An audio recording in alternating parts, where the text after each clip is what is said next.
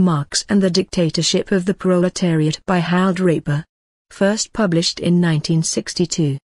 This study deals with the origin and history of the phrase dictatorship of the proletariat in Marx and Engels. It asks, what did this term mean to them? The larger subject behind it is the state and democracy in Marx's writings. But study of this subject is shadowed by the belief that Marx advocated a dictatorship. This is reinforced by the two types of exegetes who today carry on the Cold War over the corpus of Marxism, the bourgeois ideologues who think they must prove Marx an authoritarian in order to defeat Moscow, and the Soviet schoolmen whose assignment it is to wrap Stalinism in quotations from Marx. Both these camps are anxious to prove the same thing. In fact, Marxian exegesis, once the property of a few socialist scholars, bids fair to become a minor world industry. The larger issue, then, is the image of Marx for the modern world. For me, Marxism is the gateway to a revolutionary socialism which is thoroughly democratic and a democratic socialism which is thoroughly revolutionary. Hence the need for the investigation which follows. 1. There is no survey of the use of the term dictatorship of the proletariat in Marx and Engels which is even near complete. The first question is what the word dictatorship meant in the middle of the 19th century. This happens to be a word that assumed its present meaning in relatively recent times. The Encyclopedia of the Social Sciences dates this transformation to the decade following the First World War.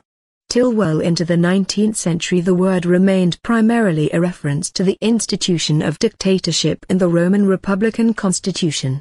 The Roman Dictatura was a constitutional provision for a temporary one-man ruler named, for a particular crisis, with limited powers. The modern institution which corresponds to it is martial law, on the continent, state of siege, as a form of crisis government. By the time of the French Revolution, even the one-man connotation had weakened somewhat. The Girondins, for example, attacked the dictatorship of the Paris Commune. There were references to the dictatorship of the Convention. We have here the dictatorship of a popular, relatively democratic body. The primitive communist movement led by Babayev in the last episode of the revolution picked up and used the word, between a one-man dictatorship and a dictatorship of the revolutionary leadership, they decided in favor of the latter. From this time to Marx, the idea of a revolutionary dictatorship was virtually standard in the early socialist and communist movement, being accepted in one form or another by Weitling, Saint-Simon, Bakunin, Proudhon and Louis Blanc, as well as the three Bs of the period, Babayev, Buonarroti, Blanqui. While Blanqui and the Blanquists, like others, advocated a revolutionary dictatorship, it is not true that Blanqui or his followers anticipated Marx in using the term dictatorship of the proletariat, as has been asserted in some hundreds of books, each copying from the other. It has been established by Maurice Stone-Manget and Alan Spitzer that there is no record whatsoever that Blanqui ever used the term. The claim stems largely from R.W. Puscait's Out of the Past, not a line of whose purported evidence stands up to investigation. Everybody repeated the conclusion and no one bothered to check it. These earlier advocates of revolutionary dictatorship clearly meant a dictatorship of one sort or another over the proletariat. As we shall see, Marx formulated the term dictatorship of the proletariat precisely as a counterposition to this idea, which was the orthodoxy of the day. 2. How does Marx use the word dictatorship, apart from the term dictatorship of the proletariat? Writing to Engels March 31, 1851, Marx details his money troubles and adds, and besides all that, they have me exploiting the workers and striving for a dictatorship. Quel horror! Plainly he was not aware that he was for a dictatorship. In 1857 Marx writes of England that Palmerston's administration was a dictatorship since the beginning of the war with Russia. This, for his New York Tribune readers, refers to the war crisis powers and activities of a government otherwise not very dictatorial. But let us look especially at the same work in which he is first going to use the term dictatorship of the proletariat, namely, the class struggles in France 1648 to 1850. We have room only to point to 3 out of many passages. 1. Here Marx first makes the distinction between the dictatorship of a class and dictatorship over a class, but Cavaignac was not the dictatorship of the sabre over bourgeois society, he was the dictatorship of the bourgeoisie by the sabre. Alongside Cavaignac existed also a sovereign assembly. In fact, Marx refers elsewhere in the same work to the dictatorship of Cavaignac and the Constituent Assembly, giving us the dictatorship of a representative body again, like the dictatorship of the Convention. 2. When in the next stage of the events the party of order used its parliamentary majority to scrap universal suffrage, Marx comments, by repudiating universal suffrage, with which it had hitherto draped itself and from which it sucked its omnipotence, the bourgeoisie openly confesses, our dictatorship has hitherto existed by the will of the people, it must now be consolidated against the will of the people. All emphasis in quotations as in the original. This reference to a dictatorship based on universal suffrage reflecting the will of the people is another indication of the aura of the word. 3. Explicitly distinguished from a dictatorship of the proletariat is Marx's description of a possible government of the Social Democratic Party, that is the party of the pink socialistic Louis Blanc, whom he despised, and the timid Democrats of the Mountain, who were an even sorrier lot. This was then called the Red Party, but let us not be confused by terminology. In a remarkable sentence Marx refers simultaneously to 2 dictatorships in connection with a discussion of the exploiters versus the allies of the peasant. The constitutional republic is the dictatorship of his united exploiters, the social democratic, the Red Republic, is the dictatorship of his allies. Obviously this does not mean what we mean by dictatorship, but rather a domination, a social rule. When in his writings Marx advocates the domination or rule of the working class, the term he usually employs is Herrschaft. This represents the view he adopted, probably around 1845 and first expressed in the German ideology, that to achieve communism the proletariat must take political power. This is the view which is occasionally going to dictatorship of the proletariat. In 1847 Engels wrote in an article, in all civilized countries the necessary consequence of democracy is the political rule of the proletariat, and the political rule of the proletariat is the first presupposition of all communist measures. In his preliminary draft of the Communist Manifesto, he answered the question, what will be the course of this revolution? As follows, first of all, it will establish a democratic constitution and thereby, directly or indirectly, the political rule of the proletariat. And in the manifesto Marx and Engels say that the first step in the revolution by the working class is to raise the proletariat to the position of ruling class, to win the battle of democracy. When this has been accomplished and the proletariat abolishes the old conditions of production, then it will, along with these conditions, have swept away the conditions for the existence of class antagonisms and of classes generally, and will thereby have abolished its own supremacy as a class. Although the term dictatorship of the proletariat does not appear in the manifesto, the passages quoted here appear in our story later. But the first dictatorship which Marx advocated was, in point of fact, not that of the proletariat. This was in the midst of the 1848 revolutionary upsurge in Germany when Marx, editing the Neue Renaissance in Cologne, was lambasting the ludicrous pusillanimity and empty phrasemongering of the bourgeois National Assembly in Frankfurt, which was afraid to take any strong action against the Crown and the absolutist regime. Its ministers, wrote Marx, were bleating about standing on constitutional principle while the absolutist counter-revolution organized itself. But what was going on was a revolution, which had first to establish constitutional principle. One had to fight with energy now so that there would be a constitutional principle to stand on. Every provisional state set up after a revolution requires a dictatorship, and an energetic dictatorship at that. From the beginning we reproached Campforsen, the Prime Minister, for not acting dictatorially, for not immediately shattering and eliminating the remnants of the old institutions. So while Herr Campforsen lulled himself with constitutional dreams, the defeated party strengthened its positions in the bureaucracy and in the army. Indeed, here and there even ventured on open struggle. The dictatorship or dictatorial measures, for which Marx is calling, then, is by the elected representative body of the German democracy over the old regime. What exactly were the dictatorial measures he advocated, and what would the dictatorship of the democracy have looked like? This is already partly indicated, immediately shattering and eliminating the remnants of the old institutions by, Marx goes on to say, measures de salut public energetically and boldly carried through. His use of the French Revolution's term is intended to suggest the dictatorship of the Commune. But still, what are these dictatorial measures exactly? They are spelled out several times in Revolution and Counter-Revolution in Germany in 1848. This passage can stand for all. If the assembly had been possessed of the least energy, it would have immediately dissolved and sent home the Diet than which no corporate body was more unpopular in Germany and replaced it by a federal government, chosen from among its own members. It would have declared itself the only legal expression of the sovereign will of the German people, and thus have attached legal validity to every one of its decrees. It would, above all, have secured to itself an organized and armed force in the country sufficient to put down any opposition on the part of the governments. But instead the assembly of old women failed to take up the cause of, and recognize, the revolutionary uprisings that had broken out, or to call the people to take up arms everywhere in defense of the national representation, always. They shrank back from decisive action.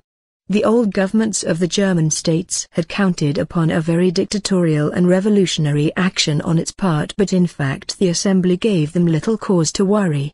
In short, Marx's first call for a revolutionary dictatorship was for an energetic regime by the nearest thing to a representative democracy that Germany had, literally a dictatorship of the democracy. 3. We now come to the loci in which Marx and Engels used the term dictatorship of the proletariat. There are 11 in all, counting a work with more than one such passage as only one.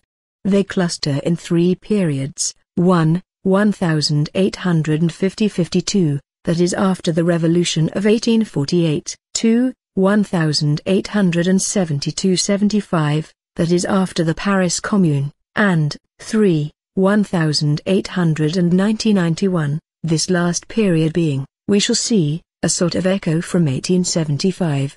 In both the first and second periods, and most clearly in the very first locus, Marx used the term particularly in connection with the Blanquists. 1.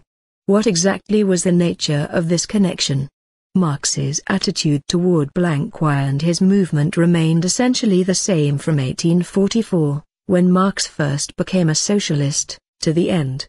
This attitude combined complete rejection of the Blanquist putsch, to be made by a conspiratorial group, with great admiration for Blanquois as a devoted and honest revolutionist. It combined great respect for Blanquois as a socialist militant with no respect for his ideas on how to make a revolution. In revolutionary periods Marx sought joint action with the Blanquists and other revolutionary currents. A united front. In spite of political disagreement. Such united front contact took place especially in 1850 and again after the Paris Commune. In both cases these were united fronts or joint action in London, between Marx and Engels and Blanquist refugees from the fighting in France. In these contacts, Marx and Engels, rejecting the Blanquist concept of dictatorship, counterposed to it their own formulation of the dictatorship of the proletariat.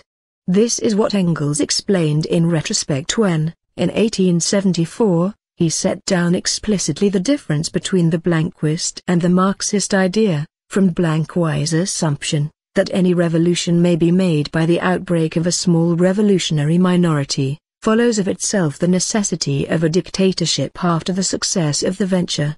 This is, of course, a dictatorship, not of the entire revolutionary class, the proletariat, but of the small minority that has made the revolution, and who are themselves previously organized under the dictatorship of one or several individuals.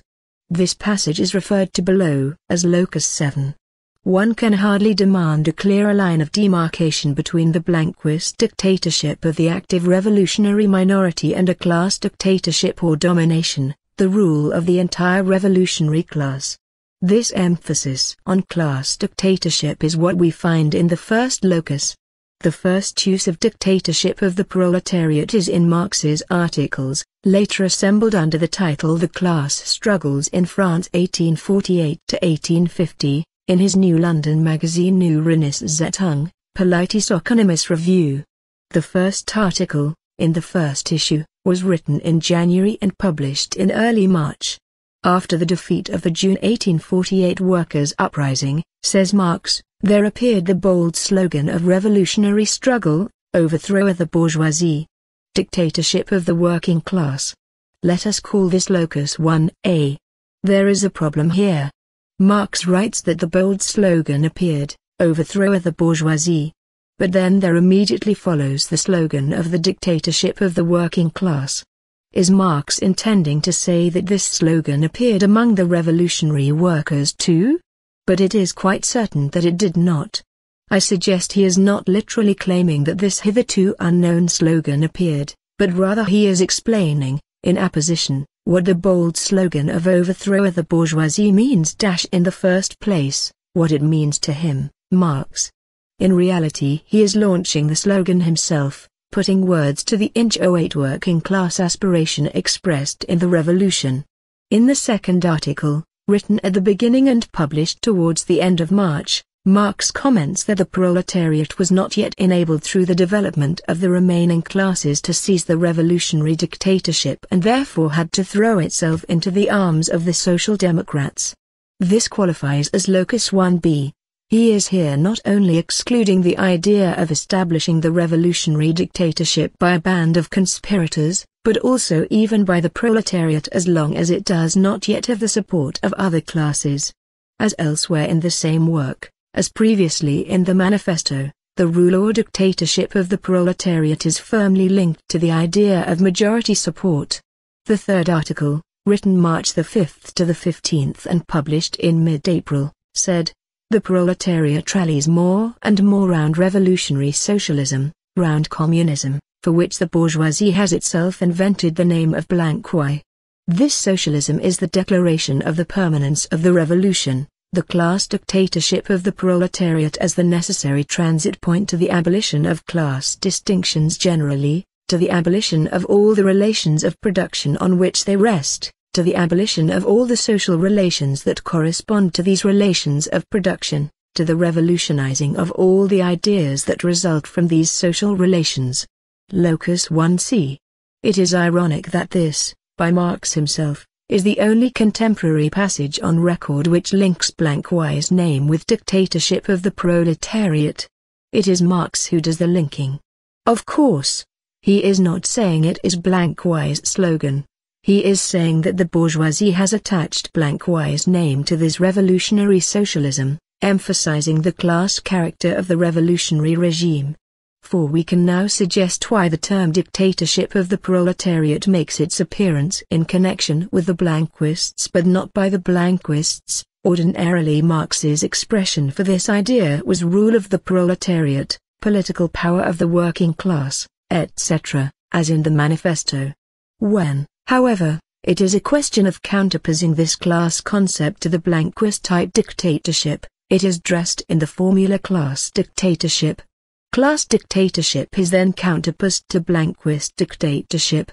In united fronts with the Blanquists, it was only such a class formula that could be acceptable to Marx. Such a united front was formed in early 1850 when Marx still considered a new revolutionary upsurge to be imminent. He set about developing a framework for joint action by revolutionary groups from various countries, an embryonic international, through representatives in London, including the left-wing Chartists around Harney, the Communist League of the German émigrés, and the French revolutionary refugees who wanted to differentiate themselves from the bourgeois Democrats, and therefore, usually called themselves Blanquist, as Arthur Rosenberg puts it in Democracy and Socialism. In April there was formed a Société Universelle des Communistes Révolutionnaires on the basis of a brief programmatic agreement signed by Marx, Engels and August Willich for the Communist League, Harney, and two Blanquist émigrés. The constituent organizations retained their independence while joined in practical collaboration. Article 1 of the agreement read, "The aim of the association is the downfall of all the privileged classes, to subject these classes to the dictatorship of the proletarians by maintaining the revolution in permanence until the achievement of communism, which is to be the last organizational form of the human family." Locus 2. This is in Willich's handwriting, and perhaps the exact formulation is his too. At the very same time that this agreement was made, Marx and Engels published in NRZ Review an open criticism of the Blanquist conspiratorial illusions which their French allies held, characterizing them as forestalling the process of revolutionary development, pushing it artificially into crises, making a revolution on the spur of the moment without the conditions for a revolution. They are the alchemists of the revolution, etc. This educational critique of Blanquism, at the very moment after they had entered into a united front agreement with Blanquists, was a deliberate effort by Marx and Engels to utilize the new relationship to straighten out their allies, to influence their views. While it is doubtful if the sucre ever really got off paper in the first place, in any case it died for good after September, when Marx concluded that the revolutionary wave was spent and that reorientation toward a new period was necessary. Marx's class struggles in France next evoked an echo within Germany. In Frankfurt, the Neue Deutsche Zeitung was co-edited by Joseph Wiedemeyer and Otto Lüning, who are also brothers-in-law. Wiedemeyer had been a supporter and personal friend of Marx since 1845 and was anxious to publicize Marx's writings. Lüning was a sympathizer of the so-called true socialists. The NDZ in June carried a long review in 4 installments summarizing Marx's work, written by Lüning. In addition, in one critical passage Lüning put the spotlight on Marx's idea of the revolutionary rule, the dictatorship of the working class. Lüning's words. A transitional dictatorship was necessary, he agreed, yet class rule is always an immoral and irrational state of affairs, and the aim should be not the transference of rule from one class to the other but the abolition of class differences. It should be noted that he did not direct any objection to the dictator. He was speaking of any Klassenherrschaft, any class rule. In the July 4th issue Marx had a brief letter to the editor, Erklärung. Locus 3. You reproached me with advocating the rule and the dictatorship of the working classes, while as against me you urged the abolition of class differences generally. I do not understand this correction.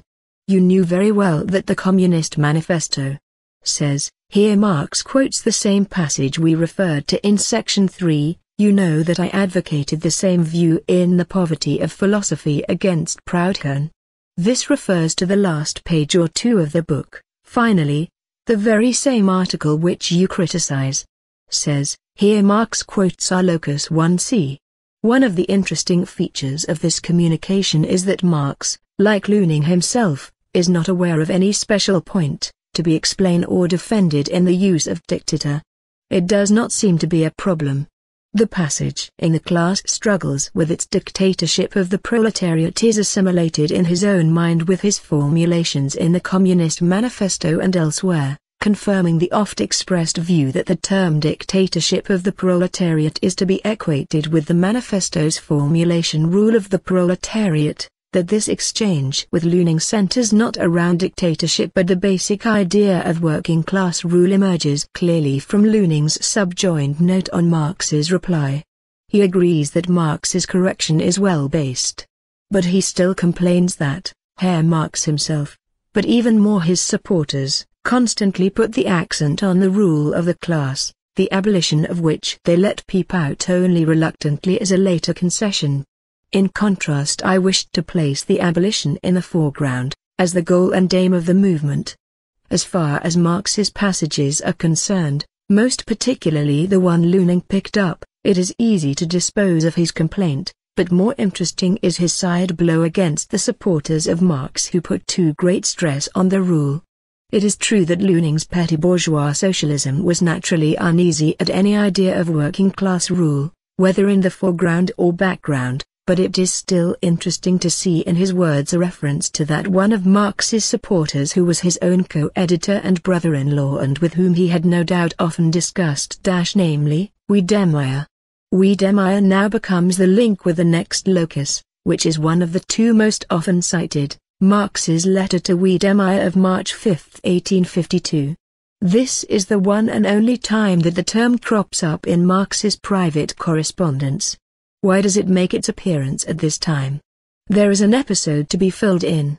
After escaping from Germany and finally deciding to emigrate to America, Wiedemeyer arrived in New York on November 7, 1851. The first article of his published in the U.S., written in December, appeared in the January 1, 1852 issue of the New York Zeitung. Its title was The Dictatorship of the Proletariat. This is probably the only article with such a title till at least 1918. It is all the more interesting since the article is not really about the dictatorship of the proletariat for the most part. Most of it is a condensation of a good part of the Communist Manifesto. There is a reference to Die Diktatur des und großen Staaten konzentrierten Proletariats, only in the last paragraph. For present purposes the most important thing about Wiedemeyer's article is simply its existence. Indications are that when Marx penned his famous letter of March 5 to Wiedemeyer, he had just recently received the latter's own article on the dictatorship of the proletariat. This letter, moreover, is devoted to giving his friend suggestions for material for subsequent articles, in the course of which he advises on the treatment of certain American opponents. The reference to dictatorship of the proletariat comes in here. The next paragraph says, from the foregoing notes take whatever you consider suitable. In other words, Marx has been jotting down notes to be used by Wiedemeyer for Wiedemeyer's, own articles. What Marx wrote was that he did not claim credit for discovery of classes or the class struggles. What I did that was new was to prove, 1. that the existence of classes is only bound up with particular historical phases in the development of production, 2. that the class struggle necessarily leads to the dictatorship of the proletariat, 3. that this dictatorship itself only constitutes the transition to the abolition of all classes and to a classless society. Locus 4. In using dictatorship of the proletariat here, instead of his usual rule of the proletariat, etc., Marx was echoing Wiedemeyer, who himself was echoing Marx in 1850. Marx was throwing in a phrase that had special connotations and associations for his correspondent. His use of it in a private letter in passing depended on a certain amount of understood background. In this sense Wiedemeyer was not just the recipient of the famous letter but its begetter. 5. For the next 20 years, no sign of the term appears in any writing, public or private, by Marx or Engels, or by anyone else, including Blanquists. During these decades there was little contact between Marx and the Blanquists. It is no accident that during these same 2 decades the term dictatorship of the proletariat does not show up. The Blanquists talked as usual about the revolutionary dictatorship of their band or of Paris, and the Marxists talked as usual about the rule of the proletariat or political power of the working class. What we have seen is that the term dictatorship of the proletariat as used by Marx is the reformulation of the latter when counterposed to the former. When Marx wrote his great defense and analysis of the Paris Commune, the civil war in France, he still had no contact with the Blanquists. The term dictatorship of the proletariat does not appear in this work. There are 3 features of it important for the rest of our story. Marx presents the commune as a working-class government. The political form at last discovered under which to work out the economical emancipation of labor. This and other formulations are so sweeping that a government so described must be, for Marx, that which he elsewhere called dictatorship of the proletariat. What determined the character of the commune, for Marx, was the hegemony of the proletariat in the revolution, that is, The fact that all the other class elements in the revolution looked to it as the vanguard and leader. At the same time, lengthy sections of the Civil War in France are devoted to painting in glowing colors the thoroughgoing democratic character of the Commune, universal suffrage, all officials and judges elective and revocable, abolition of the standing army, and of all hierarchic investiture, depoliticalization of the police, communal democracy from below replacing the shattered centralized state, etc. All this Marx summed up by saying that the Commune supplied the Republic with a basis of really democratic institutions. Its special measures could but betoken the tendency of a government of the people by the people. In contrast, the Blanquists regarded the Commune's democratic measures as a weakness and a mistake. The contrast between these two diametrically opposed analyses of commune democracy was contained in novo in the two different formulations on the dictatorship. With the defeat of the Commune, the influx of communards to London included many Blanquists and their leaders. Here for the first time many of them came into prolonged contact with Marx, his circle, and the General Council of the International. There was considerable impact on them for several reasons. The role of Marx's Civil War in France as a champion of the Commune in the eyes of the scandalized official world, Marx's massive relief work for the refugees, the addition of a number of Blanquists, especially Vaillant, to the General Council, working with Marx, the Blanquists' joint fight with Marx against the Bakunin faction, friendship with Marx's two French sons-in-law, Longuet and Lafargue. For these reasons, and perhaps also because the experience of the Commune reinforced the same direction, the ideas of the London Blanquists underwent a degree of Marxification. Their political formulations were largely affected, if not their essential putschism.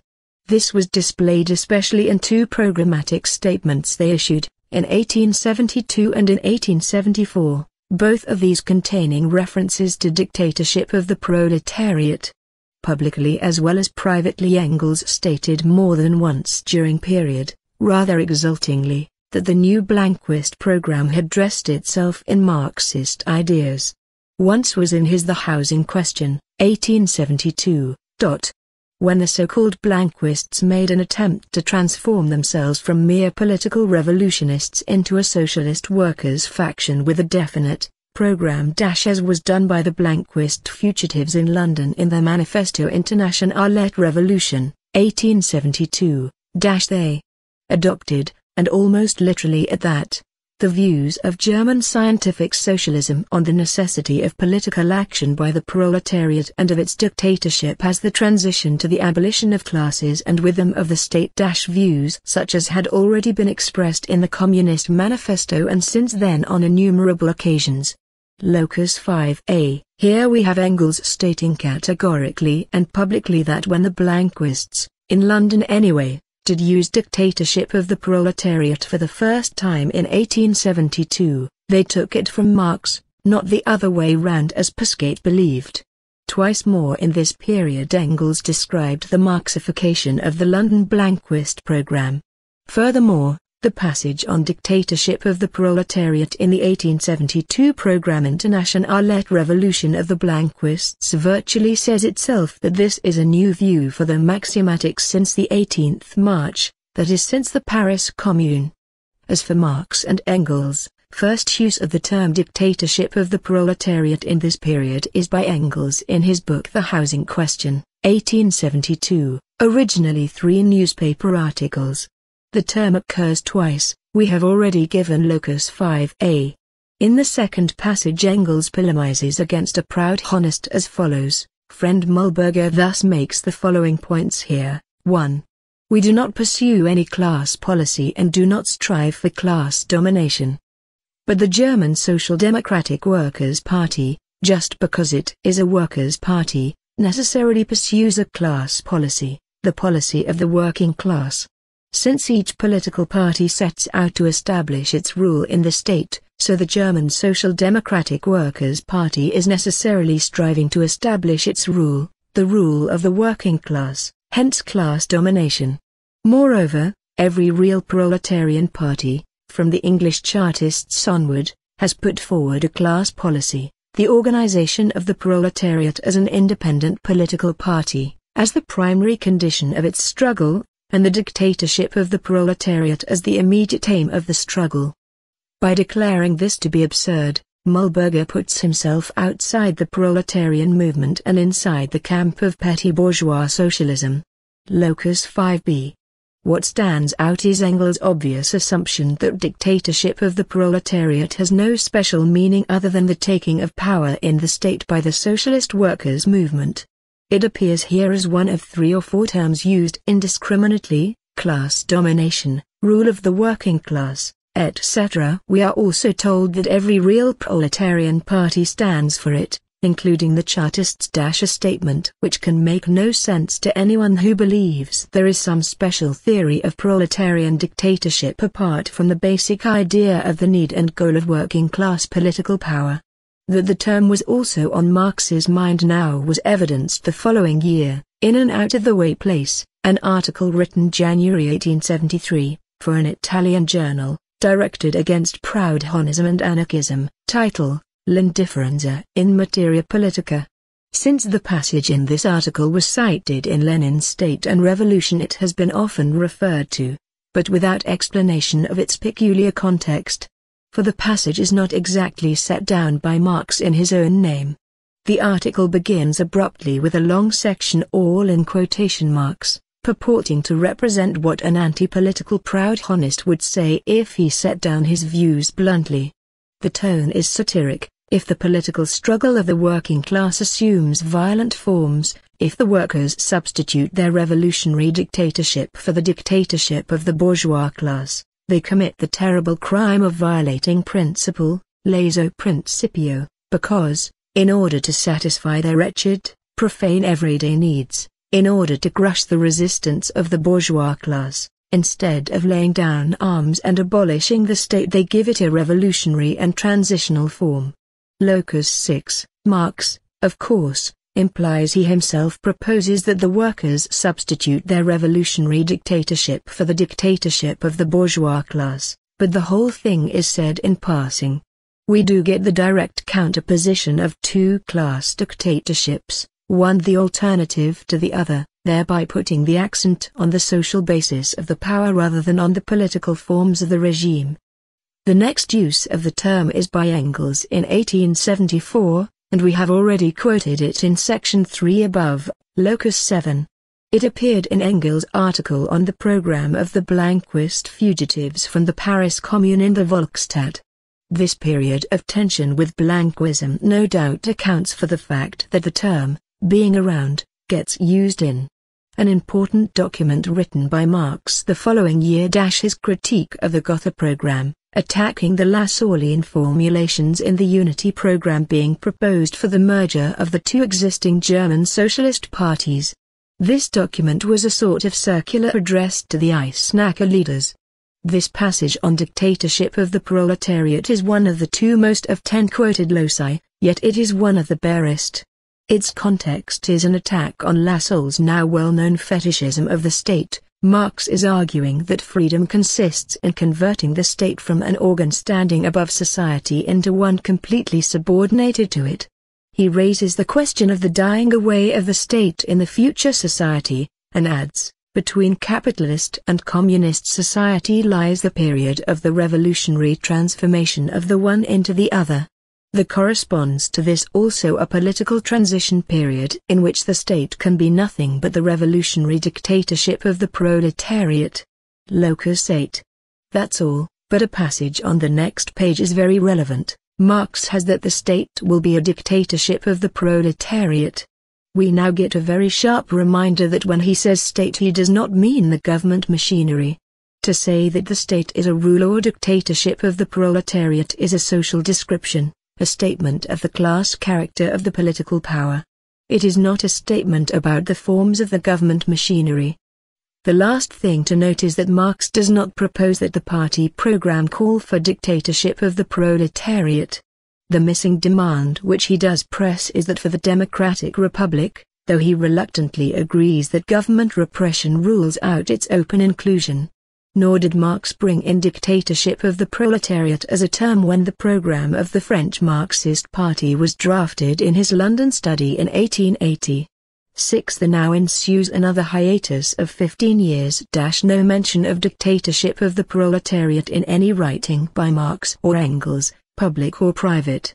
The next time we meet it is in a letter by Engels to Conrad Schmidt, October 27, 1890. Explaining that historical materialism does not say that only economic factors are operative in history. If therefore Barth supposes that we deny any and every reaction of the political, etc., reflexes of the economic movement upon the movement itself, he is simply tilting at windmills.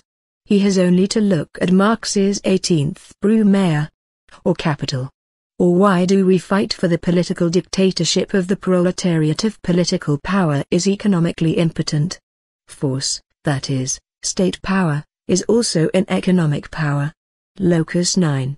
Here dictatorship of the proletariat is tossed in with the utmost casualness as a mere synonym for the conquest of political power. Why did the term recur to Engels now, after a 15-year gap?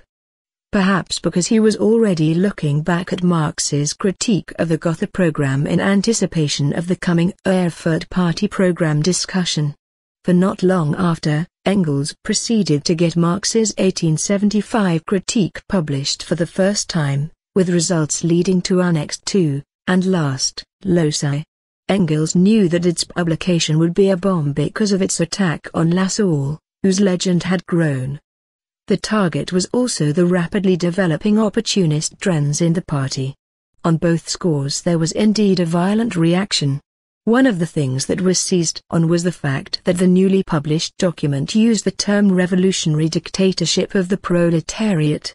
In the Reichstag itself, the Social Democratic deputy Karl Grulenberger arose to repudiate Marx and say for the party that the Social Democratic Party rejected the suggestion which Marx had made for its program. Marx was annoyed by the fact that the German Social Democratic Party has worked out its program as it thought fit in view of conditions in Germany, and that therefore for us any revolutionary dictatorship of the proletariat is out of the question. The veneer of Marxism which lay over the top strata of the party had broken through. It is doubtful whether the good Reichstag deputy shuddered more over the word dictatorship or the word before it. 18 days after, Engels finished his introduction to a new edition of Marx's The Civil War in France, the last words being the dictatorship of the proletariat. This line of thought takes off from another attack, similar to Locus 7, on the Blanquist concept of the strictest dictatorship, and centralization of all power in the hands of the new revolutionary government. In contrast, Engels offers the Paris Commune, reviewing, as did Marx, its great expansion of democracy and control from below. Then follows a criticism of the superstitious belief in the state typical of Germany, and the need to throw the entire lumber of the state on the scrap heap. Then the last paragraph, of late, the Social Democratic Philistine has once more been filled with wholesome terror at the words, dictatorship of the proletariat. Well and good, gentlemen, do you want to know what this dictatorship looks like? Look at the Paris Commune. That was the dictatorship of the proletariat. Locus 10. 3 months later he had another bomb ready for the Social Democratic Philistines, a critique of the new draft program, Erfurt program.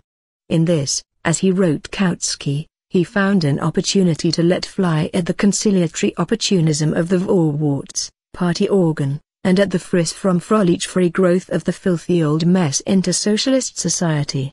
Here Engels raises very sharply the question of the demand for the democratic republic, which had been omitted from the program. In the course of this he remarks, one thing that is absolutely certain is that our party and the working class cannot achieve rule except under the form of the democratic republic. This latter is even the specific form of the dictatorship of the proletariat, as the Great French Revolution already showed. Locus 11.